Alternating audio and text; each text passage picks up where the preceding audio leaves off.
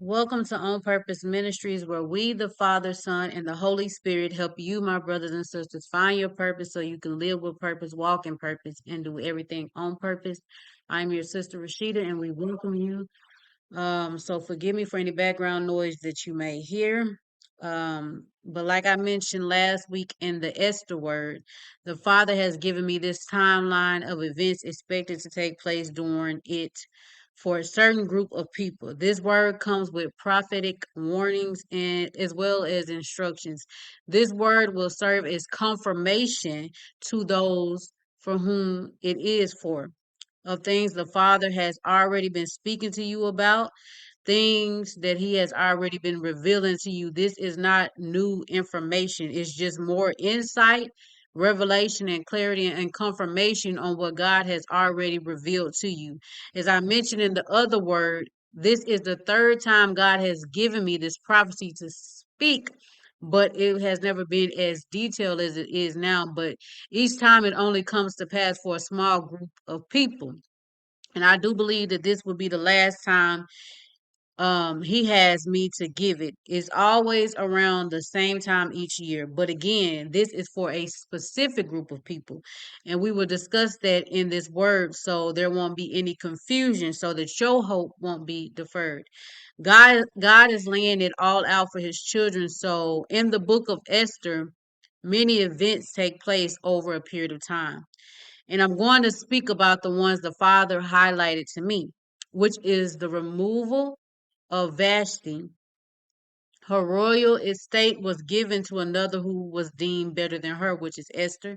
Esther was taken into the king's house, and Haman's letters were reversed. Haman's possessions were given to Esther. The Jews were saved from death and overtook their enemies, and all of those connected to Haman died. Let's break down the timeline of all of these events that took place, starting with Vashti being removed. Vashti represents a romantic counterfeit relationship that your person may be in, male or female. Vashti represents a counterfeit relationship. I also want to point out that not all counterfeit relationships are evil. Not all counterfeits are evil. Not all counterfeits are witches or warlocks. Many of you may have dealt with that on your journey, but not everybody has evil intentions towards you. Counterfeits can be uh what was it? I was trying to say, hold on, bring it back to me. Okay, thank you, Holy Spirit. Counterfeits can be counterfeits and not know they're a counterfeit because they probably really have feelings for your person. They plan to spend their life with your person. They didn't have any evil intentions towards you at all. They didn't even know anything about you. Now, that's not the case for everyone, but for some it is. When you look at Vashti, she didn't know anything about Esther. She didn't have any evil intentions towards her. She probably didn't even know she existed. She was a queen, minding her own business. She didn't know that her actions would lead her to getting replaced. I say that to say not everybody is against you. Some don't even know anything about you. Again, we know that's not the case for everyone. You know what it is that the Father has revealed to you about this person. I just needed to point that out because some of you are praying against people who have no evil intentions towards you. They simply thought your person was theirs. More than likely, we have all been a counterfeit in somebody's story, thinking that.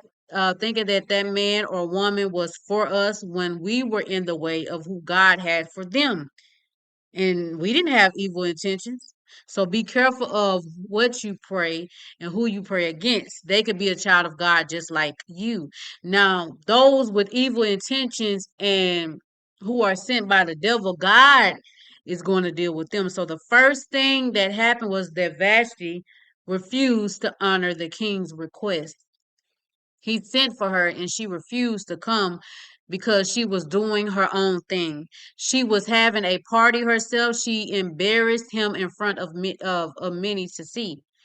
If your spouse is the one that you know, if your spouse, the one that you know without any doubt that God has called you to stand for, are in a counterfeit relationship, this person is going to, if they haven't already, do something or say something in the sight of many to make people question your spouse. It will be an embarrassing situation. Whatever it is, it will be a sign of disrespect. Not even a queen could deny her king. It's a certain order set in place. And if you go outside of it, then you have to face the consequences of your actions. When Vashti did what she did was a sign of disrespect. So whatever it is, this counterfeit will do or say will be disrespectful. And others around who witness it will speak up. Whereas in the time past, when they saw arguments, disagreements, or red flags, they stayed quiet. They minded their business. They stayed out of it. But whatever this is, it will be something that they can't ignore this time. It will be such an issue because it will be done in front of people your spouse respects. So first, Vashti disrespects the king by refusing to come when he sent for her. The next thing that happened was that King Ahasuerus took counsel from the wise men around him or on how to handle the matter. People he trusted to give him sound advice. They told him to get rid of her, to not allow her to come before him anymore, to take away everything she had and give it to someone better than her. Because if the king accepted what she did and swept it under the rug, it would allow other women to feel they could disrespect their husbands too. It would disrupt order. If the queen did it and nothing happened to her, then surely this is acceptable, what the other women would think. So it's something that can't be ignored this time. It has to be dealt with. It has to be addressed because it not only affects the king or your spouse, but everyone around. Whatever will take place will be bigger than your spouse. And this is why they won't be able to ignore it because it will affect others. It's too great of a risk and a threat to sweep under the rug this time and look the other way. They won't be able to do that this time. The king was pleased with the counsel that he received, and he didn't waste any time acting on it. Pay close attention to this. After Vashti was removed, the king had to deal with how he felt about her actions, how he felt about her disrespect, how he felt about her refusing to come when he called. He had to calm down because he was full of wrath towards her in the situation that had taken place. He had to get his feelings in check concerning this woman before he can be with another. There will be a short space where they will have to grieve the loss of this person, their presence, and what they thought they offered, the future that they had planned with them. They're not going to get rid of them in the same day come running to you. If they do, that's not something you want because they have not dealt with the issue at hand. You don't want the things that they have taken on from being with this person to affect your relationship. No, they have to go through this process. They have to process everything that happened. Sit with the Father so he can clean them up and renew their mind. Many of you that is already taking place now. But they have to grieve that whole experience. They have to accept the changes being made in their life. In chapter 2, verse 1, it said that after the king's wrath was appeased or stopped, then he went looking for his wife. Then he sent his chamberlain men to bring these women before him. So when the king had all of these women brought before him immediately when he saw Esther, she pleased him and obtained his kindness. Just like with Ruth, once Boaz saw her, she obtained favor in his sight. Once they see you for the first time, and what I mean by this is when they recognize you as their rib, or she sees herself as your rib for the brothers.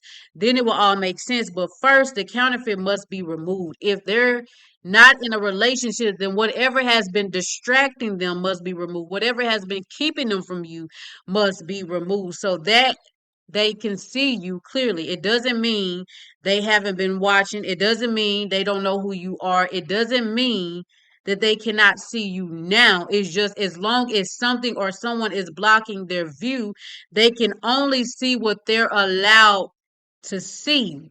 But once it has been removed, they can see clearly who you are, and they will know without any doubt who you are to them. They will get the full picture because they can see now that the distractions have been removed, now that the counterfeits have been removed, but they have to calm down and deal with how they feel about the betrayal. Another thing that's important to remember is that while going through this process, which for you will be your courting or dating process, she kept quiet.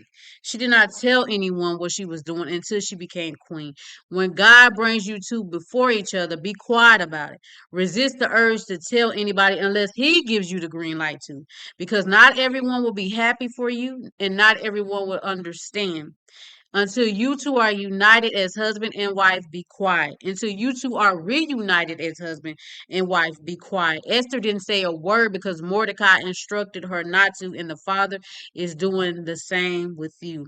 Esther was presented before the king when she had gone through her purification, when she had accomplished what she had to do to be brought before the king. Once you accomplish your purification process, meaning you have checked off everything on the list the Father has given you since the beginning of your journey to work on, then you will be presented in the way that the Father desires to present you. When Esther was presented, she obtained favor in the sight of all who looked upon her, not just the king, but all who looked upon her, meaning those around your spouse and you will be given favor in their sight. Whatever feelings or thoughts they had about you before will no longer be there when the Father presents you. Not when you present yourself, but when the Father presents you. Don't try to go ahead of the Father and don't go outside of his will to try to take matters into your own hand. It will not end the way you think it will end, and it will not happen the way that you expected. Esther was taken into the king's house, and the royal crown was set upon her head in the 10th month, known as Tebeth. The king, I hope I'm saying that right. The king knew without any doubt that Esther was the one. The other woman, the other women who tried to present themselves did not compare. Once the Most High God presents you, nobody stands a chance when you have God backing you. Now, I know some of you will hear the 10th month and think of October, but that's not the biblical calendar or the one the Father wants me to go by. When you look up Tebet month, it typically falls between December and January. Usually start at the end of December and ended towards the end of January during winter. That's when the connection was made. The months that were listed in the book of Esther, and make sure you go and read it for yourself. God will speak to you even more about your situation. The months listed were Tebeth, Nisan, and Adar. Adar. The Father has also been speaking to me about springtime in the month of Bib, which also is Nisan.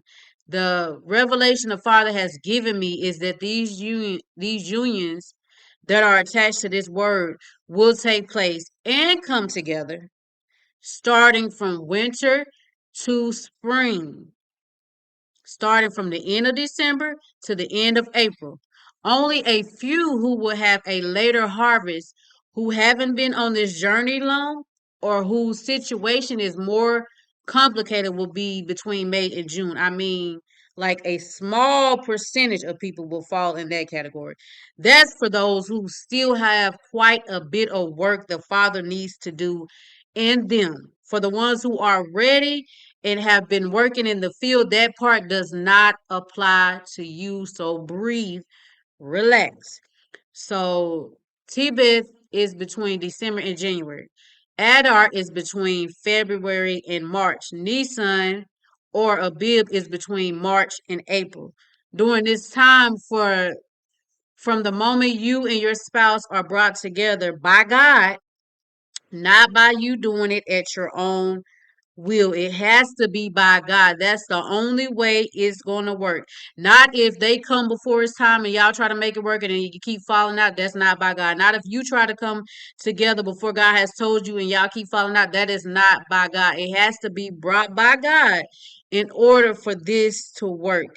All of these events will be happening. The removal of the counterfeit relationships and distractions first.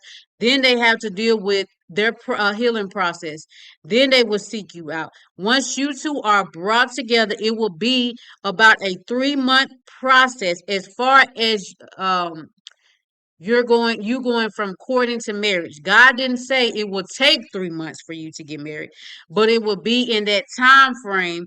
For those of you who will be meeting your spouse for the first time, you have to date and get to know each other. For those who have a history with their spouse, it won't take as long for your unit to be brought together. Again, God didn't give a specific time on how long it will be once you start dating, just that it will be within 3 months. So hold on, the instructions are coming. Also, during this time, once you and your spouse are on one accord, all the Hamans will be taken out. Remember, when Esther was crowned, and then her and King Ahasuerus were brought, were together. Then she was able to talk about the Hamans. Then she was able to confront him with the a letter that he had written to kill her people and all of these things, the evil that Haman had planned to do. Once they were on one accord, those things were able to be addressed. So they will be removed however God chooses to do it. Just like Esther, she went before the king to let him know how she felt about Haman and what she thought should be done to him, how she thought the king should handle the matter. You and your spouse would have that talk about everyone around who all played a role in this, and your spouse will agree with you. They will take your side. They will be willing to hear you out and listen to what you have to say about all of this. They will agree with you. Not only will you recover what was taken away from you, but you will also get things you didn't work for, things you didn't build. Esther not only received Vashti's things, which belonged to her anyways, since she was crowned queen. Vashti only had it because of her connection to the king. So what you receive because of their removal had nothing to do with them. Get that? I want you to understand that it has nothing to do with them. It never belonged to them in the first place. They just benefited from it because of their connection to your spouse. She also received Haman's possessions, which she used to bless those around her, mainly her uncle Mordecai. Whatever it is you will receive will be more than enough for not only you, but those around you to eat from. This will benefit generations. So all of this will take place between now and spring, towards the end of December and spring, towards spring. How long it will be for you will depend on the completion of your purification process. Please hear me when I say this. It will be dependent on how long it takes you to complete your purification process, not your spouse, but you.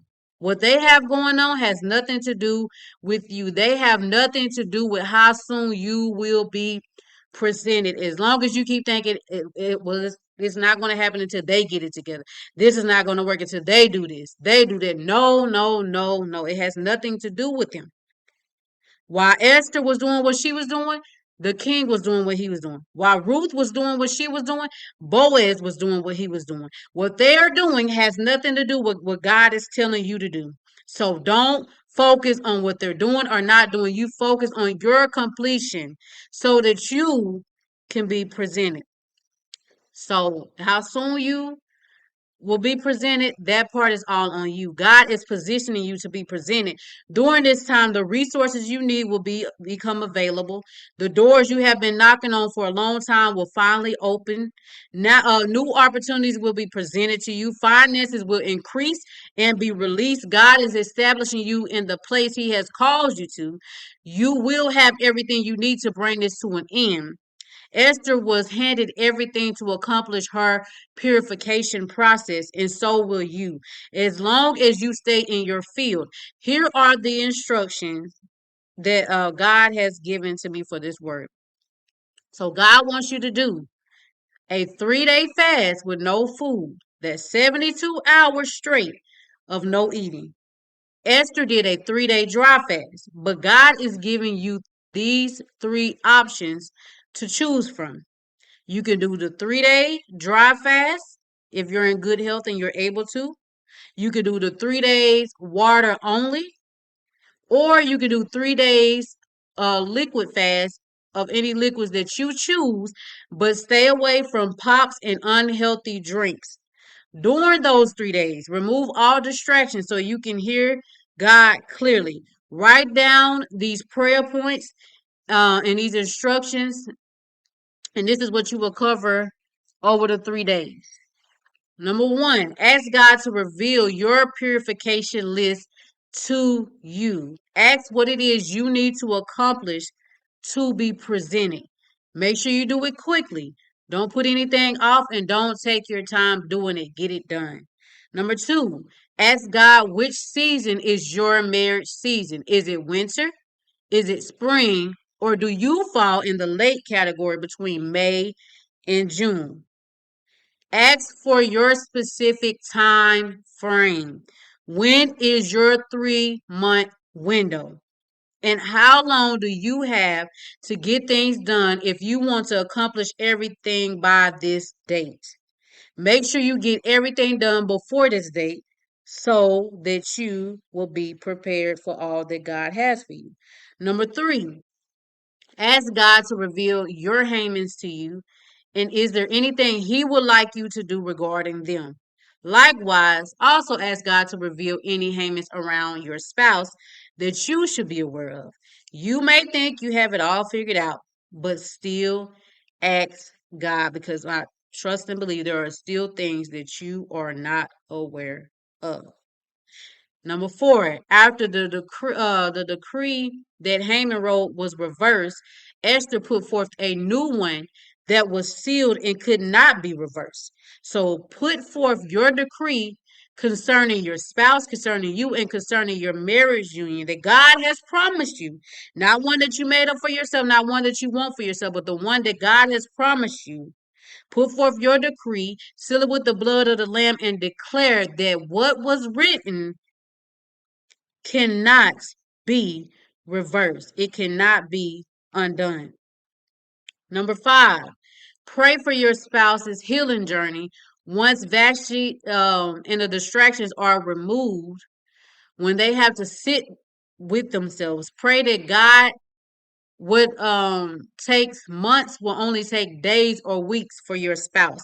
Pray that their healing journey will not be long at all, that they would quickly recover from whatever losses they had to take, whatever damage that was done from them being within these counterfeit relationships, or what from them being distracted from the purpose that God has for their life.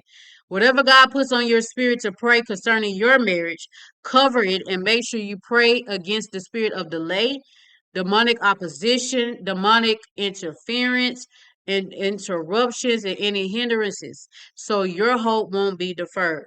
Number 6, make sure you pray for yourself, that you will accomplish your purification list so that you will be prepared when it's time to be presented, so that you won't do anything to offset the time frame that God has for you.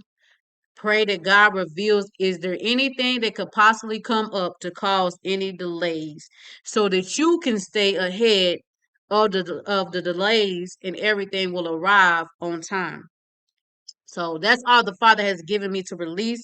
He will speak more to you about this directly when you seek Him and fast. This is not a corporate fast. This is a fast you do on your own whenever you choose to start, but I wouldn't put it off.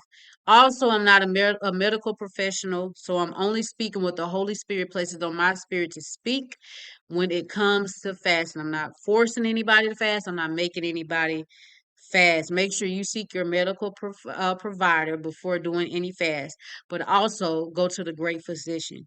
So that's it for this word, family.